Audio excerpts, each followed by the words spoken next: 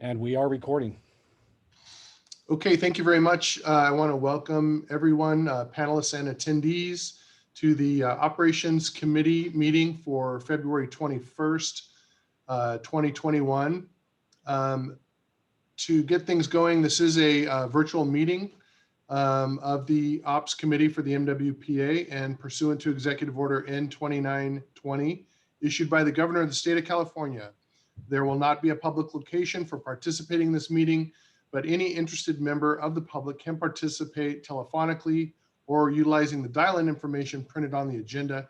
If any member of the public has a request for reasonable modification to the accommodation for assessing the meeting due to disability, he, she, they should contact Mark Brown at mbrown@marinwildfire.org.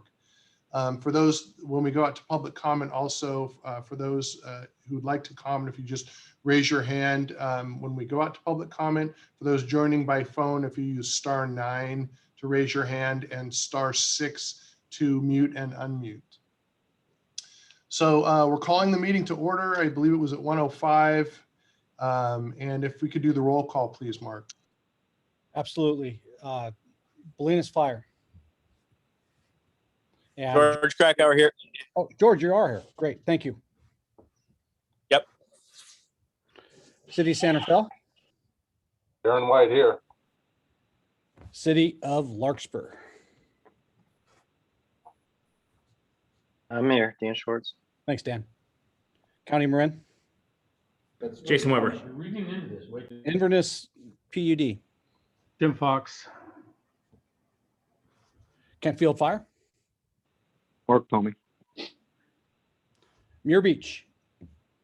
And Chris did let me know that he may have a conflict and not be able to get into the meeting today. Nevada Fire District. Present. Sleepy Hollow. Present. Southern Marin Fire. Chris is here.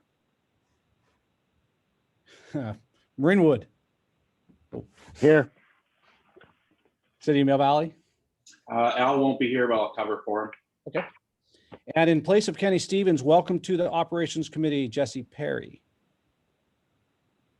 For having me, guys. Thank you. Corte Madera. Todd Cusimano. Thank you. Fairfax. Town of Ross.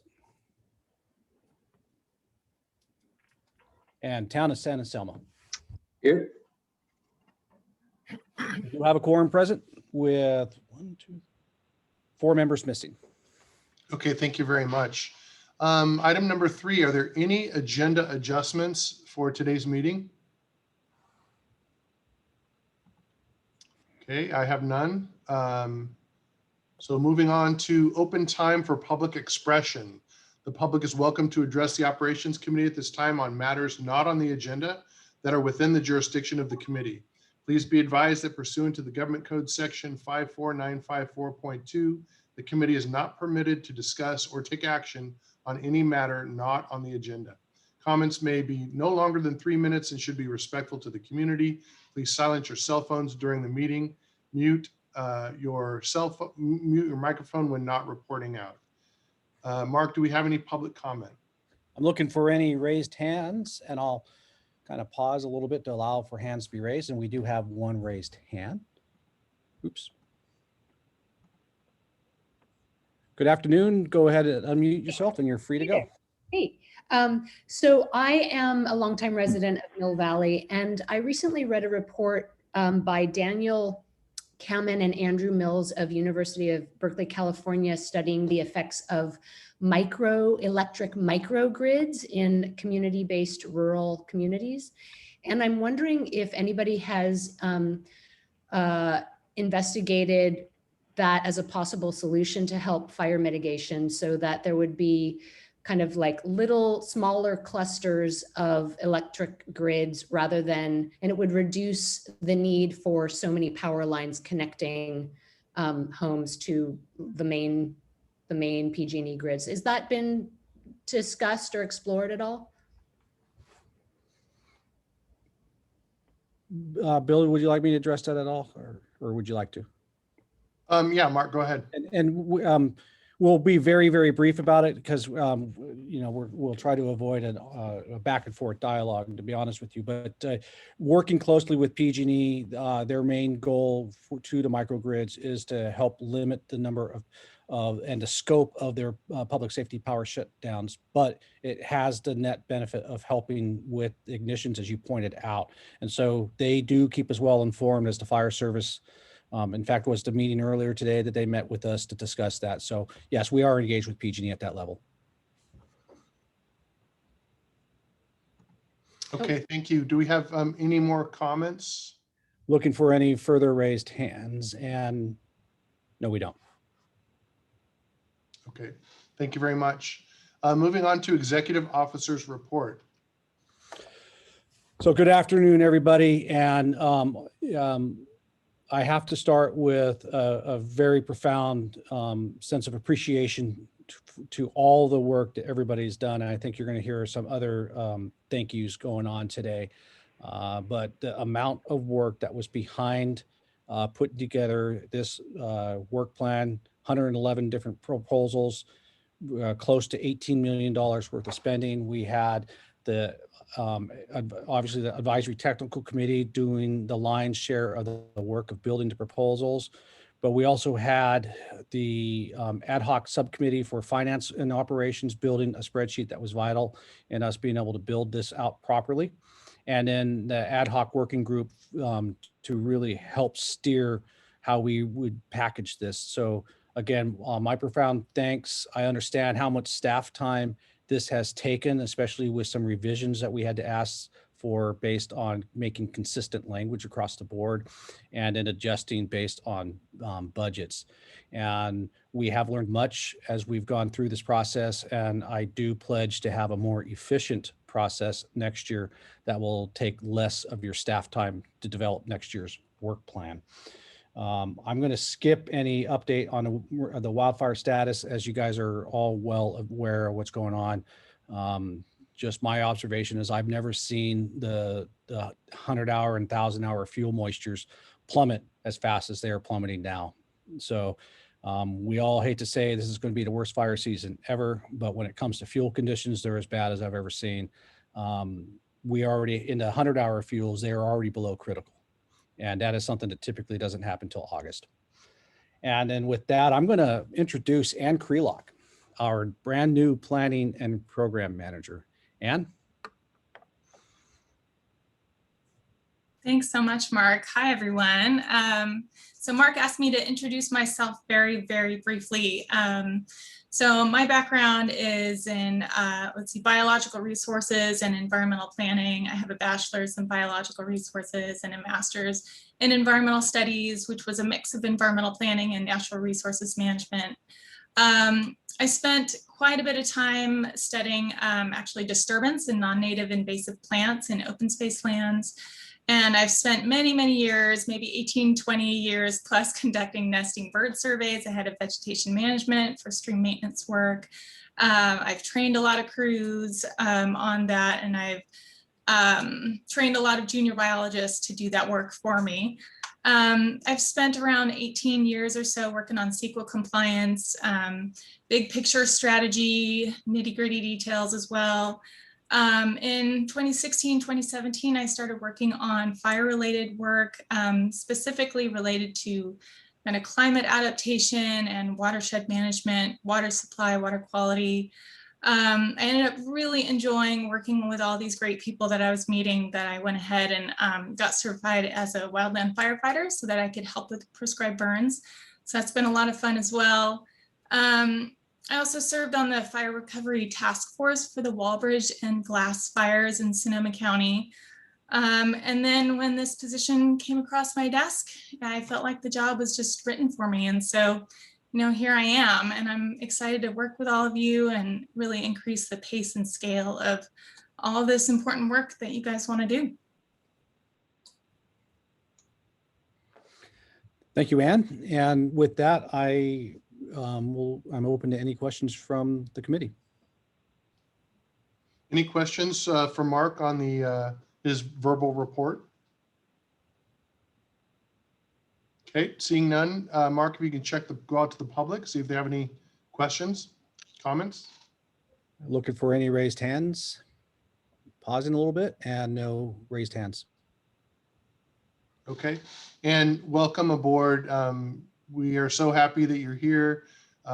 It's part of building the infrastructure for this organization to become effective and efficient. And you're very highly well qualified and a great addition to our team. So thank you so much. Thank you. Okay, so now we're at the consent calendar. We have, there's an opportunity for the public to comment on the consent calendar. Items will occur prior to the committee's discussion of the consent agenda. The committee may approve the entire consent agenda with one action or an alternate. Items on the consent agenda may be removed by any committee or staff member for separate discussion. We have one item on the consent calendar, which is the meeting minutes from 4/29. Any questions or comments from the panel? Chief, I don't think I was present for that meeting, but I was marked as being in attendance. I had an appointment that day. Understood. I'll take care of that. So correction noted. Thank you, Eric.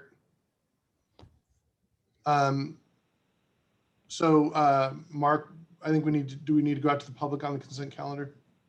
Yes. Out to the public, please. Looking for any raised hands, and I do not see any raised hands. Okay, bringing it back. Can I get a motion to accept the consent calendar? I'll move that we accept the consent calendar. There's a second from Chris Tubbs. I guess we got a roll call, Mark. We do.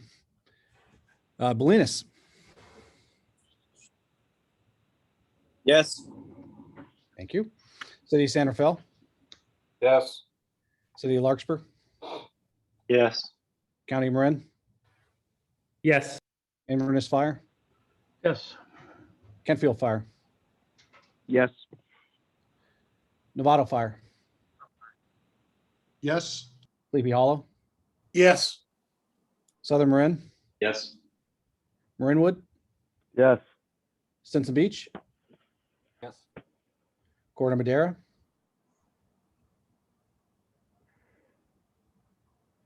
I saw you mouth. I Yeah. know.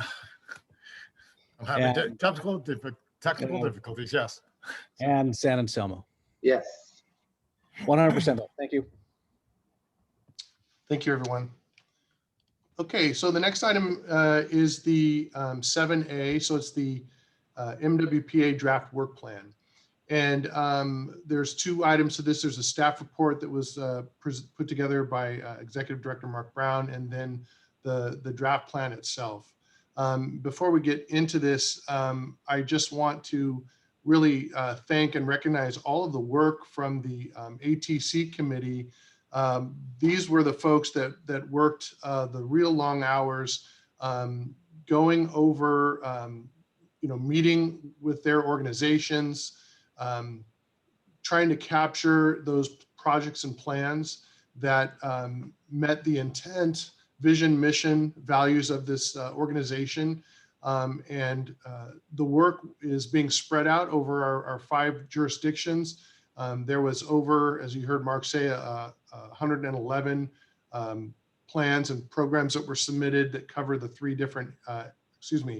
6 different areas, the 4 in core, the local, and then the D space, to a tune of about $18.5 million. I just wanted to share with you with regards to the work plan itself. Once it came from the ATC committee, it came to a small band of a happy crew of ad hoc work plan folks that included Chief Weber, also Todd Cusimano, Chris Tubbs, Darren White, and myself. I think I didn't miss anybody, did I, on that, Mark? That made up the ad hoc group that reviewed the work that was submitted. We met a number of times with the executive director, Mark Brown, and also with our environmental legal counsel, Sabrina Teller. We did at first a high-level overview focusing on the core projects that were submitted. we looked at the types of projects, and basically there were broken down into maybe 5 or 6 different categories within the Corps. And we looked at the descriptions, and we looked closely at the environmental statements that people were making. And we discovered right away that we wanted to try and make all of those as consistent as possible, recognizing that these are not actual projects until they become irrevocable. That is, there's no more changes occurring. And we recognize that, in making a recommendation, our job as committee ops members is basically to make a recommendation of a work plan and the budget to be able to support that. That's what our goal is. So in order to do that, we went through that process of trying to standardize that language. We recognize that there's likely a 2-step process of approval for funding of projects that have to do with vegetation management or CEQA that require additional CEQA consideration. And so once we got clear on that, then Sabrina Teller worked on some common language and descriptions and CEQA statements. Then all of the work went back to the ATC, and we asked them under very short time frames to make the adjustments and changes, which they did. All of that came back for a second review.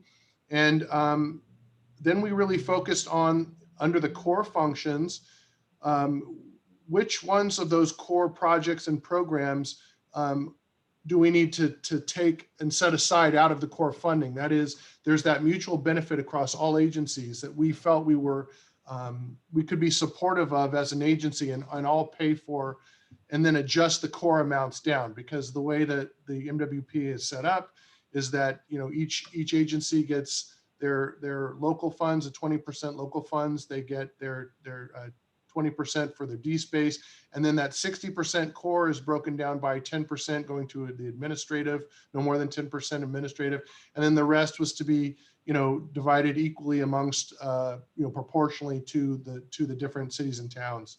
So that was our mission. We looked very, very closely and carefully at what we thought were shared common values that we all had mutual benefit from. And then we looked at, we identified those. We had to adjust then the budgets for the funds coming back. We had to push that information back out to the ATC committee, and they had to make changes to the dollar amounts, possibly reprioritize things that they had so that they could come back again and bring back a final product. So that was basically the process that we used in order to come up with this draft work plan. And again, many, many hours, much thanks to everyone going the extra mile to get this done on time. And I appreciate everyone's flexibility in this committee to move the dates. Originally, we thought we would be able to do it by yesterday, and we had to bump it to today. And you all were very flexible in your schedules and your time. So I want to thank you for that. So what I thought I would do is first just see if there's any questions from you on that process. I imagine each of you were staying informed with your ATC members, possibly your fire chiefs, if you're a town manager or a representative. Is there any questions just on that process that we had so far?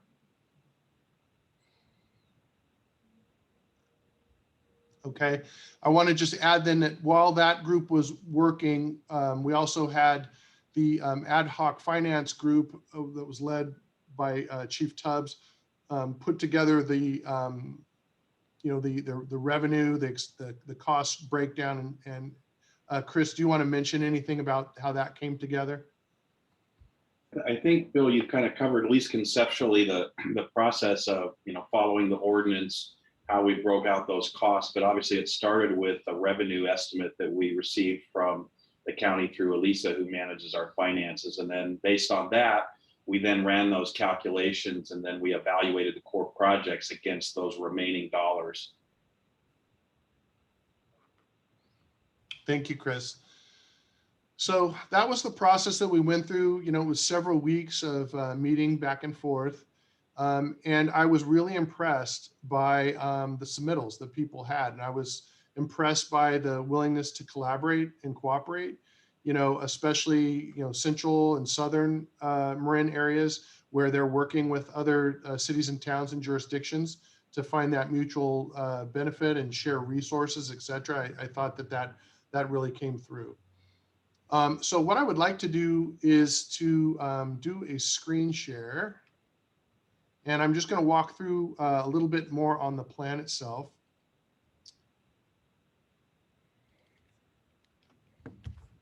Okay, let's see here. So as regarding the plan itself, it looks very much like last year's plan. We used the same format. There is you'll see it's over 1,000 pages this time. So that's a big difference. And part of that change had to do with the new forms that all of the programs and projects were submitted on. It substantially more information was requested. Additional evidence was asked to be provided. When we could give that specificity, it was given. Many of the projects are still don't have a ton of specificity because that still needs to be worked out through the environmental review process. There is an executive summary that explains who we are and what we do, the methodology and background. We talk about the guiding principles that were used. There's some overview again about the Measure C funding. It talks about the different programmatic areas. As a reminder, the core focuses on 4 areas. It's the wildfire detection, notification, and evacuation, and then vegetation management and hazard fuel reduction, grants, and public education. So those 4 categories are what the programs and plans were all tried to speak to. Then there's the defensible space and home hardening, which is 20%. And then the local wildfire prevention mitigation measures is the other 20%. The zones, as you all aware, are Novato zone. There's a Santa Fe, there's a central, southern, and west zone. Those are the agencies that are working together. Here's a map that shows the zones. This was the same map that we used last time. And then a little more detail on what core looks like, where the emphasis is, project examples kind of at a glance in a table. A little more discussion again about the defensible space and home hardening evaluations, what the local mitigation factors might look like in those projects. Then we included, this is the work that the Finance Ad Hoc Committee put together, the funding that was anticipated that came in at just over 19.6, and then broken down with the funding amount minus the administrative costs, showing the area breakdown. So this is by our 5 different zones. And then you can see the D-space 20% and the local. So the projected revenue by their areas along with their percentages, backing out the administrative costs, and then showing what the D-space and local. And so that gave us roughly an amount of $10.6 million. And so this was really— Can I interrupt real quick? I think there's an important point to identify here. Yes, please. When we work out the core amounts for each of the 5 geographical areas, if you were to look at, I'll use the west area as an example, where you see Bolinas Fire, County of Marin Fire, Inverness Fire District, and Stinson Beach. If you were to add those projected revenue and then make that the 60%, it will not come up with that 635,000 that is listed. And the reason why is that Marin County Fire has pockets of jurisdiction in all 5 of the geographical regions. So we work with our third-party administrator that manages our tax levy to parse out the areas that are in County Fire's jurisdiction, but are in the other geographical zones. And that's how we came up with the totals that are in that column that's labeled core minus admin. Yeah, Mark, Jim, quick question. In terms of area percentage, it looks like Marin County Fire is way under what if you're looking at just area, what it constitutes in terms of the overall county. It's not based on area, it's based on revenue. Okay. And so okay. since the population density isn't there, the property tax revenue is. Yeah, okay, I get that. It just said area percentage. That's why I was curious. Maybe area was the wrong word. It's more. Okay. Square footage, and we don't have, cows don't count. Well, they do for a lot of people out here, I guess, but yeah, I understand. Okay. I'll go back to the screen share here. Thank you for letting me interrupt, Bill. Yeah, no, I appreciate it. Okay, So then what we focused on and what I want to spend time, I'm not going to go over all 1,050 pages of the document. I'm going to focus on, those core common proposals. Hopefully you all had a chance to at least get through some of the document. I'm assuming that you were already aware of the ones that were being submitted by your area. I can assure you that the folks that were on the ATC committee looked at other jurisdictions as well. Again, looking for kind of best practices and other things that maybe they were missing. That was all done in the early stages. But I want to talk about the common areas that we came out with, because this essentially what we agreed upon was to fund this as a group. And then that affected proportionally the remainder of the core that was available. So I just want to kind of walk through these a little bit. And basically it's broken down into a few things. The MWPA itself with Executive Director Brown submitted a couple of proposals having to do with grants. So this was $500,000 for vegetation matching grants for people with low income and also access and functional needs. So $500,000 set aside for that would be managed by the MWPA. And then another $500,000 for hardening.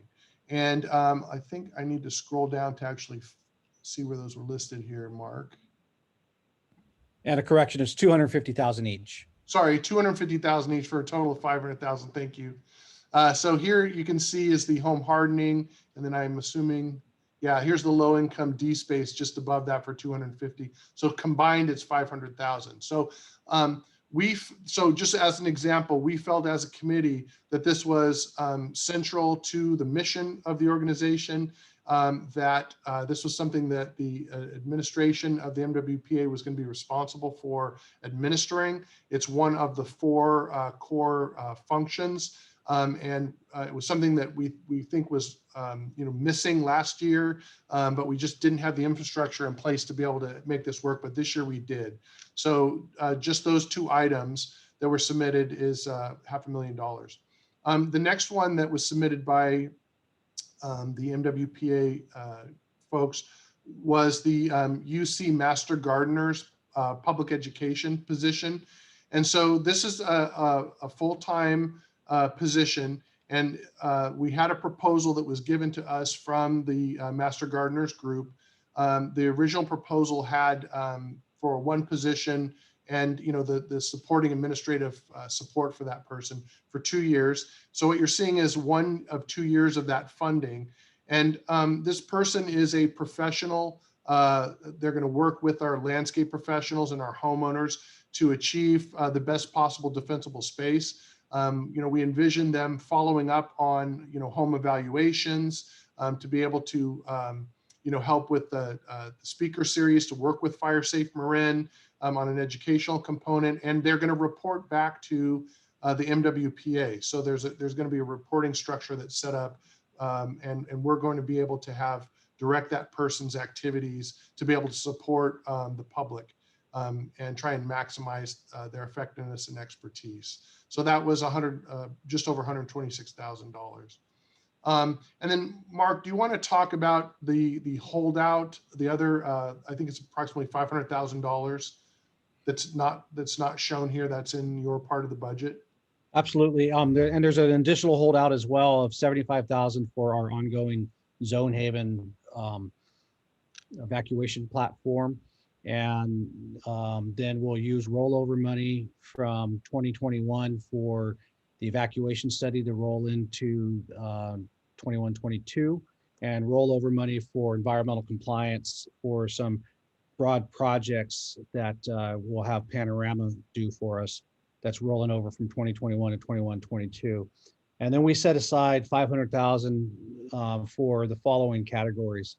$10,000 for facilities, $50,000 to support the 2 Grizzly Corps fellows that we are going to be bringing on board, $100,000 for our communication strategy, $100,000 for a set aside as a potential beta test for a large air curtain burner, $60,000 for connecting our evacuation maps with lifetime camera feeds from our alert wildfire cameras, $30,000 for training, both for MWPA staff and also DSpace staff affiliated with the member agencies.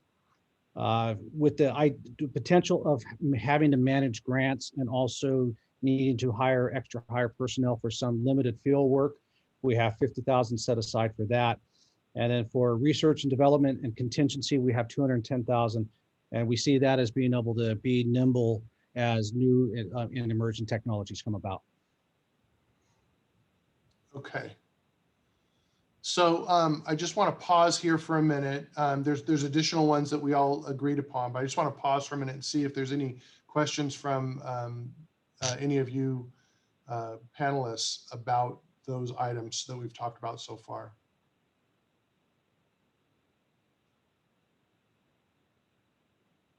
Okay. Now I'm going to focus on the Fire Safe Marin submittal. And I'd also just ask Rich, I'm going to give a high level overview and then give you an opportunity to, give any clarification, or if I make a mistake or something on this, I'll let you chime in here.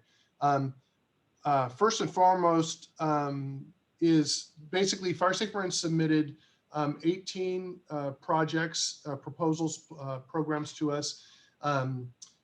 The way I broke it down is there's two that are specific with separate funding, and then the other are put together, make up about 600,000. So the one that is so important to all of us, they're all important, but the one that immediately impacts us is the chipper program.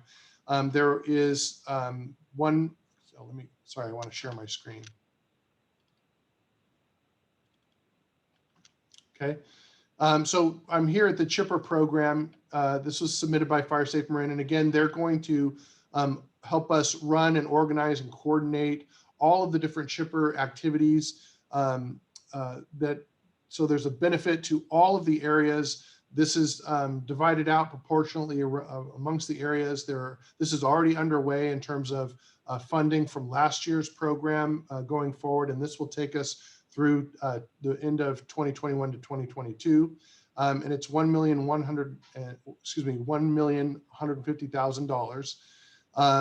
And so this is the same high level chipper presence that has already been out there that was highly effective. They've got all of the signage. They've got the follow-up data collection for us and the reporting out. This is very, very popular. And such an important cornerstone because it immediately allows people to have an impact on their homes with bringing the material out and then having it shipped. So that is a major cornerstone of Fire Safe Marin. And then also there's the red flag signs that are being completed. Those are 500 red flag warning signs that are going to be distributed throughout the community to help with raising awareness around when red flag actually comes about. One of the many ways we're going to try and keep them informed. And then there are 16 other proposals, very, very interesting, some that build on what has already been done, and then some new ones. So one of the new ones was a mobile home wildfire safety training program put together. There are a number of mobile home parks that are spread out throughout the county. I know Novato has at least 4 of their own. And they represent a unique hazard. It's also an underserved community. Generally, it's usually a lower income residents, and so because of how the different type of construction, how they're very close put together in close proximity to each other, we needed to have special training and outreach to this particular groups, and so that's being provided for. There's also a coordination that's going on with outreach and PR. I think you're all aware that the existing directors and elected officials have a keen idea to put together a PR that can help promote the MWPA out to the public. And each one of our agencies need to be able to interact and coordinate with that. So this is some funding that's set aside to work with outreach and PR with the different partners in MWPA to make it consistent. There's additional preparation with monthly newsletters that is going on, and an ever expanding group of people that are signing up for those newsletters. There's a need for timely response to residents and inquiries. Fire Safe Marin, through their exposure and expanded programs, is getting a tremendous amount of public interest, and they're calling, emailing, and in order to be able to respond, in the old days, you might check the box once a month and get back to folks, and that's not the expectation now. So it requires someone to monitor and get back to folks in a very quick and rapid manner. There's also their very comprehensive website that is being updated. I would recommend you go check that out, but funding to update and keep that ongoing. Then there's support for the defensible space programs. And so this is intended to help give additional training materials to the evaluators, whether they're WIMs or seasonals that are doing that work. It's consistent materials and training available to them. They are supporting all of the FireWise sites, all of the neighborhoods. Again, the fastest growing FireWise community in the country is happening here in Marin, and that takes additional support. I think they have over 75 sites right now. Then they want to provide age appropriate training to the Marin schools. This was done through virtual program, and it's very, very good. And then there's reaching out in partnerships with people with access and functional needs through the Marin Center for Independent Living to help them specifically with their evacuation plans, help them understand the resources that are available to them, understand the needs, and to reach out to try and maximize that relationship. And some of these things are just starting up. Other things are sort of well-oiled and need to be continued, but that's a new one that is really, really important. There's also the translation for training and educational materials, the distribution and preparation of those educational materials. You've got home hardening workforce development, and this is trying to help identify and train young people from underserved communities, understand about home hardening, that perhaps we have a shortfall of folks that actually can do this work. So we're hoping to try and connect people that need jobs with this new industry, if you will. Then there's working with landscape professionals around wildfire education and preparedness. This is a new one, Wildfire Preparedness Festival. And that is to have a big outdoor festival where we're at the point where hopefully COVID will have less and less impacts on us as we are able to get vaccinated and get out together, certainly out in the outdoor areas. A very good opportunity for people to come and get the most current information from all of the stakeholders in a festival or booth style. We think will be very popular. And then there are community wildfire protection workshops that are going on right now, workshops that are virtual for each one of the communities. This takes the best of the other presentations that have been made and works with in real time with people from each of the areas to answer questions and meet the needs of their particular community. And Novato just recently had theirs this week. It was very well attended, very, very popular, and great feedback, I know, across all the other agencies, San Rafael and others who've done that. So that's a continuation there. And then, of course, they're very popular monthly webinar series that takes important topics. It finds experts, brings those together. Q&A, again, highly attended. Then all of those are recorded, put up on the website. So if people miss them, they can go back and check those out.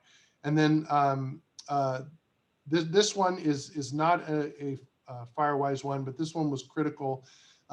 There's some really great work that Todd Landau and the group from Ross Valley area is doing on coming up with a common platform for collecting information on these DSpace evaluations and assessments. So it's both home hardening and defensible space for every home and business in each section. And it's collecting it on the same database that is also interoperable with the CAL FIRE Collector app, which is important for state responsibility areas and public resource code ministerial inspections, and also works with everyone's local software programs that track occupancy and databases. It works both ways, and is a very attractive platform to interact with the public. Metrics will be captured, shared in a common way, and that takes funds to develop that software to make it specific to our areas. And so we all agreed that that funding needed to be set aside for that common collection of the data to share across all of the agencies. So boy, I really went fast there. I want to stop my screen share and just bring it back. I wish I had like a radio voice that was more interesting and less monotone, but that was sort of a blitz. I can see Jason is really interested in this. So I just want to ask you guys that, again, this was a high level flyover. Rich, before we go on, is there anything that I missed or that wasn't correct or that you'd like to clarify? No, that was great. Thanks, Bill. And just kind of a reminder to the group, I'm on the committee representing Sleepy Hollow. We all know I work for Fire Safe Marin. I'm happy to always answer any questions that are informational, but I won't be voting on any votes that might support that going forward. And I'm very conscious that not have a conflict of interest, but I definitely can respond to any requests that are informational in nature. And I think Bill did a great job explaining things. Thank you. Thank you, Rich. So I just want to ask you guys, I know that was really fast, but what I'm relying on again is that, you know, we had representatives from the ad hoc group do a very good overview of all these in terms of consistency of description, in terms of consistency with the CEQA language. We made sure that we took our time there. We interacted very closely with the ATC, who did the lion's share of the work. So I want to be really clear on that. There were boots on the ground that did all of this stuff, and they deserve a lot of our accolades for all of the work that they did to try and get this into the format in a very sort of rapid fashion. And then, but I want to just see, is there any questions or comments that you have about the selection of these shared core items?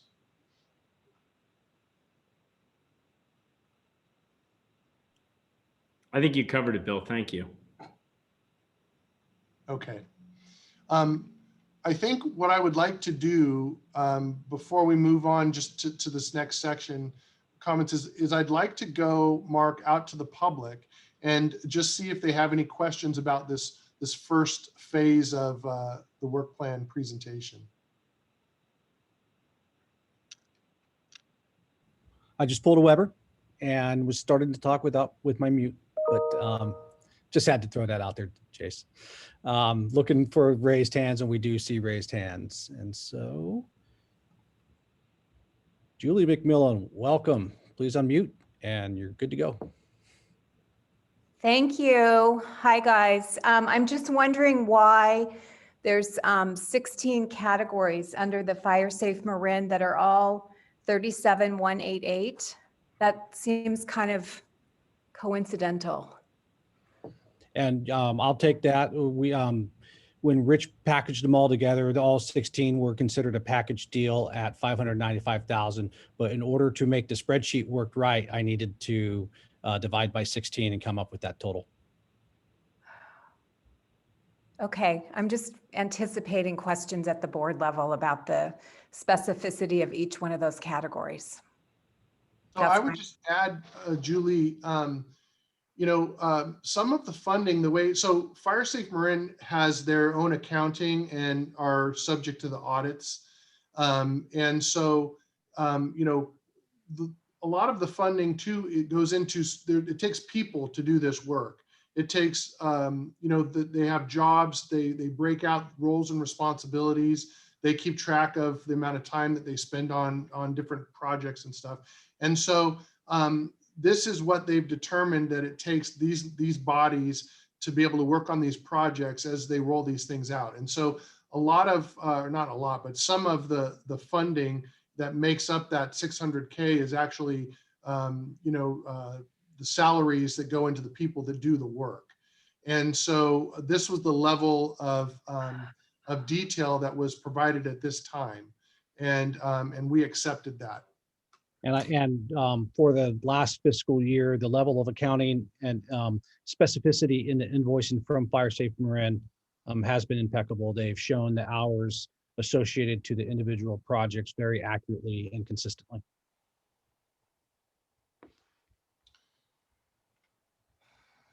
All right, moving on to our next speaker.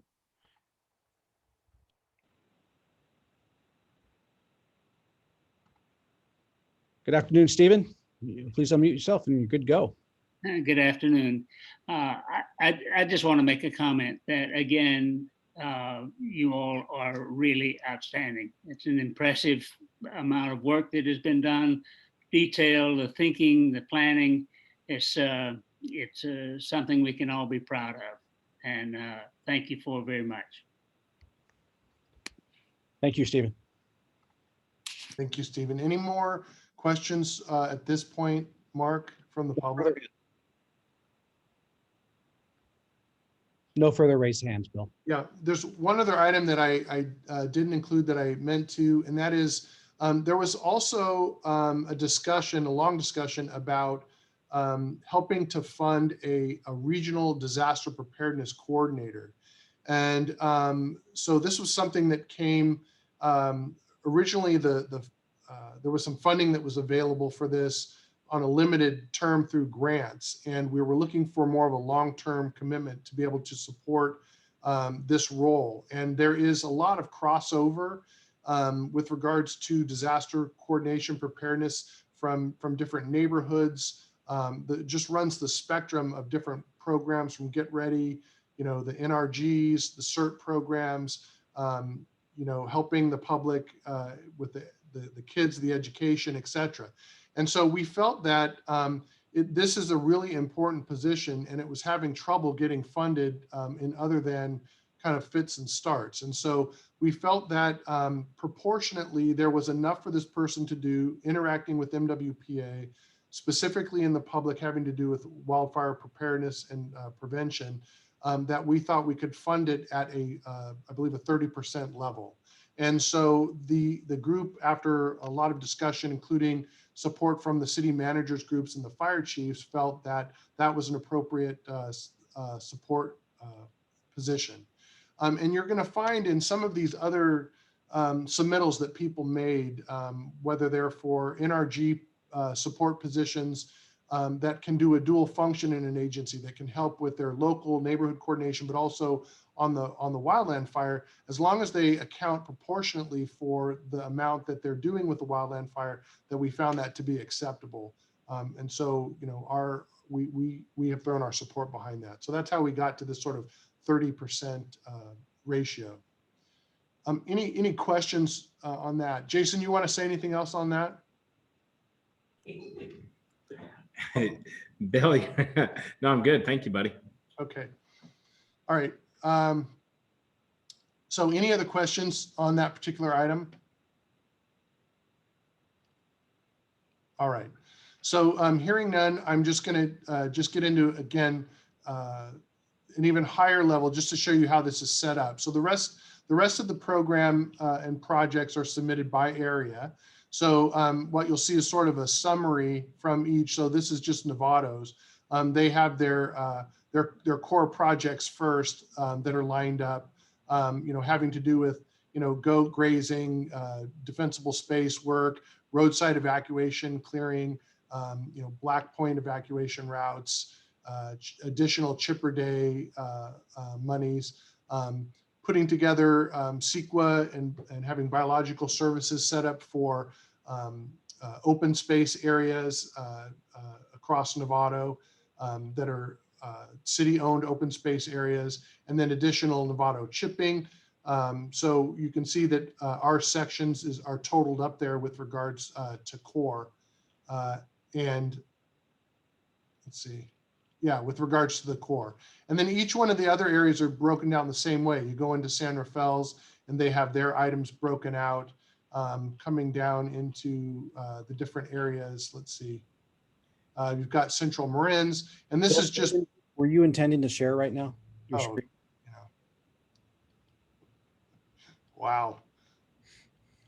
Okay, you guys, I'm sorry. I'm not going to start back over, but I am going to go back up just to kind of give you the lay of the land here.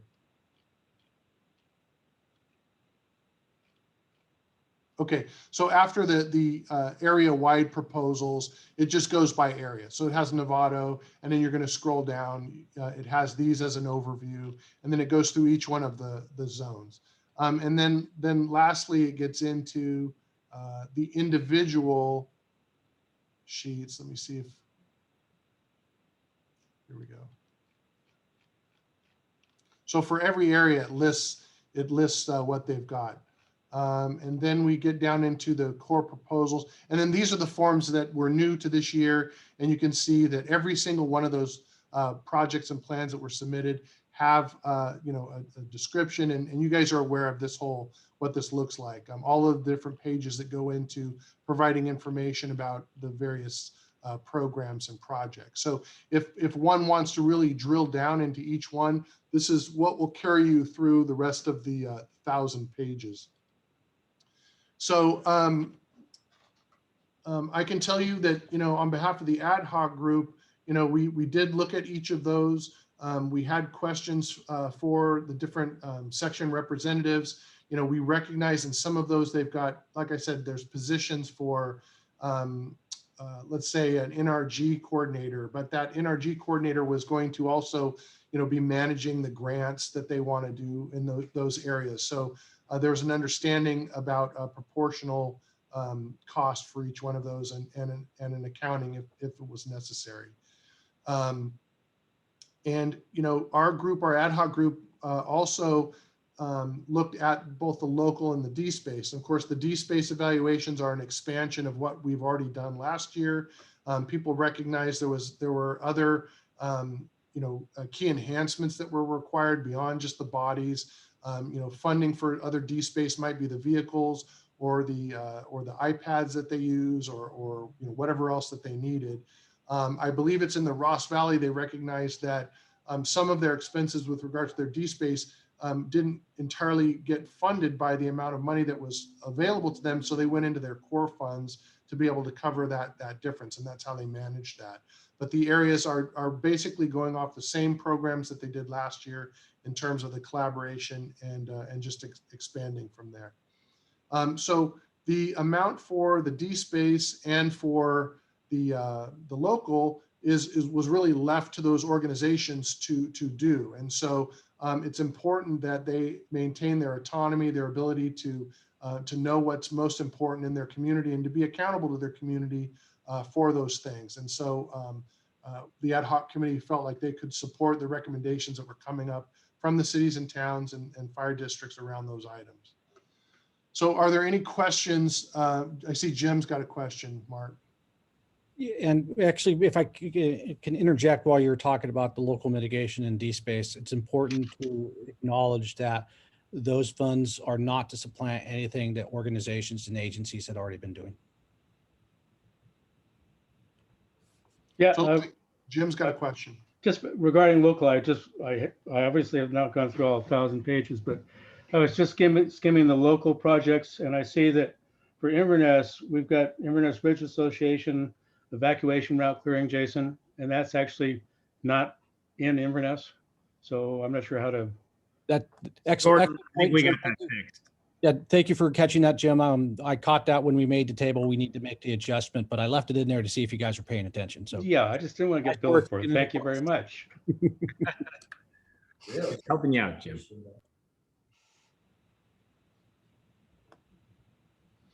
Yeah, I would say that there are room for adjustments like these, and remember that as let's say you've identified a project, you've set aside a cost for it, and then you get down the CEQA requirements, and you realize that you're just not going to be able to do it the way you wanted to. There's going to have to be adjustments of scope. There's going to have to be adjustments of funding, and in each one of those, they'll come back, to make those adjustments to the plan, working with our program plan manager and then when it requires any sort of approval of a change, then that obviously will go through Mark back up to the appropriate level of approval and authorization. Does anybody else have any questions about the plans and programs as you understand them? Is everyone comfortable with the format and the way that it's put together? Bill, one addition, what I will be doing after this is all approved will be working with Ann and other staff members to make a package for each of the agencies. So right now it's divided up by core, by agency, local by agency, DSpace by agency. I'll put together a package that has Nevada Fire District and then all of your core, local, and DSpace projects. So as you guys talk to your residents, you have a one-stop shop. You don't have to bounce all over the place. I just didn't have the time to do that, and then that would have turned a 1,050-page document into a 2,100-page document. Yeah.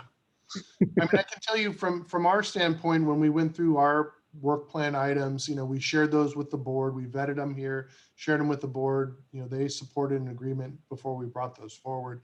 I'm not sure how many other agencies did that, but I would recommend, if you haven't, at least you take the time to share all those items, with your city council or directors, so that they get a good feel for what's going on. Okay, so why don't we, Mark, if there's no more questions from our panel, why don't we go back out to the public and see if there's any additional comments or questions on that, on the second half of the work plan. And I'm looking for any raised hands. I'll pause a little bit. And we do have a raised hand. Just. Hey there, this is Isabel Siderney from Mill Valley.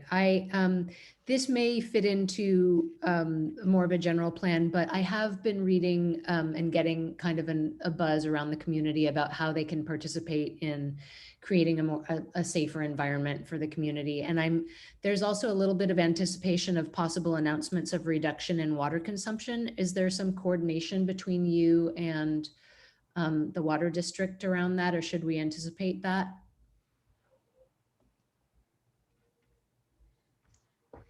Well,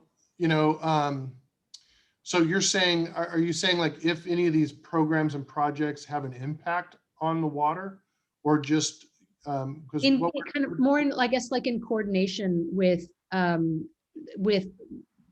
trying to reduce vegetation in defensible space and hardening around homes. Would it make sense to anticipate what happened, I guess, in the late 70s during the drought, is that there was a kind of a call to the public to reduce water consumption? Our fire smart landscaping is geared towards drought tolerant plants and how to use the appropriate drought tolerant plants. So that is our connection with any drops in water consumption. I can tell you from an overall, public safety perspective, where, you've got all of the members on this group that are represented in the MWPA is mainly focused on wildfire prevention and mitigation, but each individual city, town, fire district has very close relationships, contacts, conversations with their water providers. Everything from, hydrant maintenance to fire flow storage requirements, automatic fire sprinklers, maintenance of systems. It's all a part of the conversation that occurs city by city, town by town, fire agency by fire agency. But it has not been identified as one of the goals of the Wildfire Prevention Authority to take on that level of responsibility. But other than what Mark talked about, how the plants, the resistiveness of the plants does have a water conserving component to it with the drought tolerant plants, and then also the use of mulches to hold water in the ground. So we are supportive of that.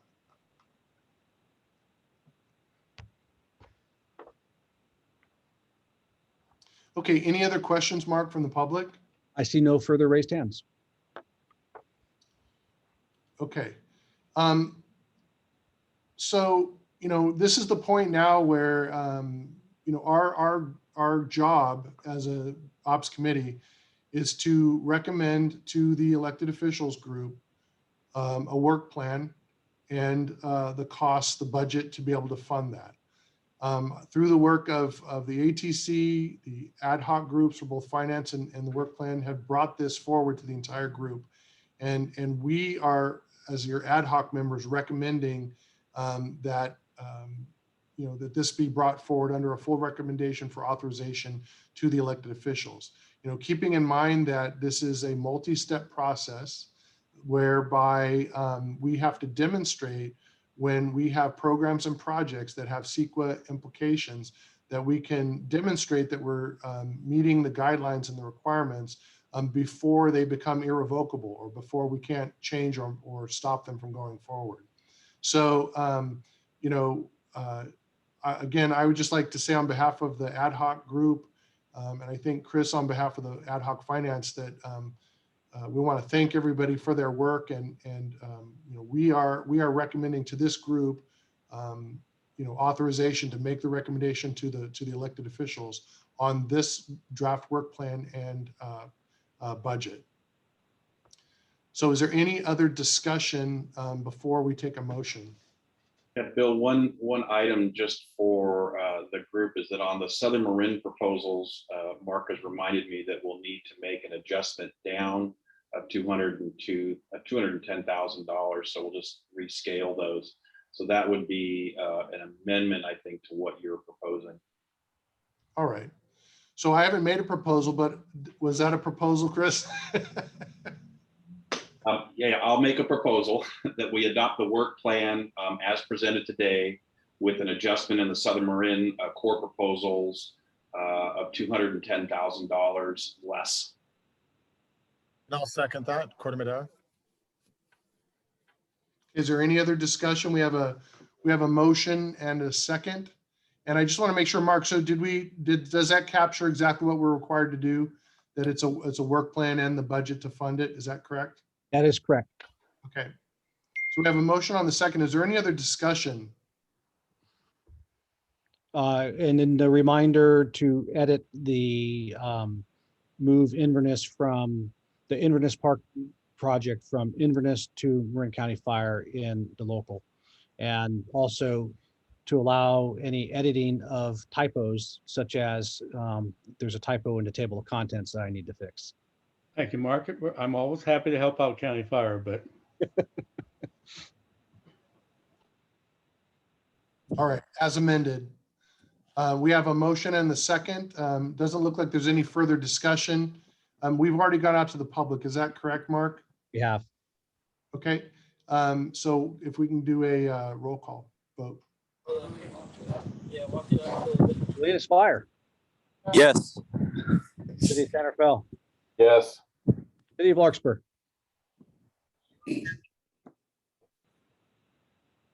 Was that a yes? Dan? Sorry, are you calling on me, Mark? I am. City of Larkspur. I'm sorry. Yes. Thank you. County of Marin. Yes. Inverness Fire. Yes. Kentfield Fire. Yes. Bottle Fire. Yes. Sleepy Hollow. Abstain. Southern Marin Fire. Yes. Marinwood. Yes. Stinson Beach. Yes. Corte Madera. Yes. And San Anselmo. Yes. We have 12 yeses, one abstain, and the motion passes. Thank you, Mark. Well done, everyone. That is our core mission of this group. And I feel very satisfied that of all the work that's gone into this, and we're happy to bring this forward, to the full board with our recommendation. So now we're on information item 8, which is information items. Is there any information that anyone would like to share with the group?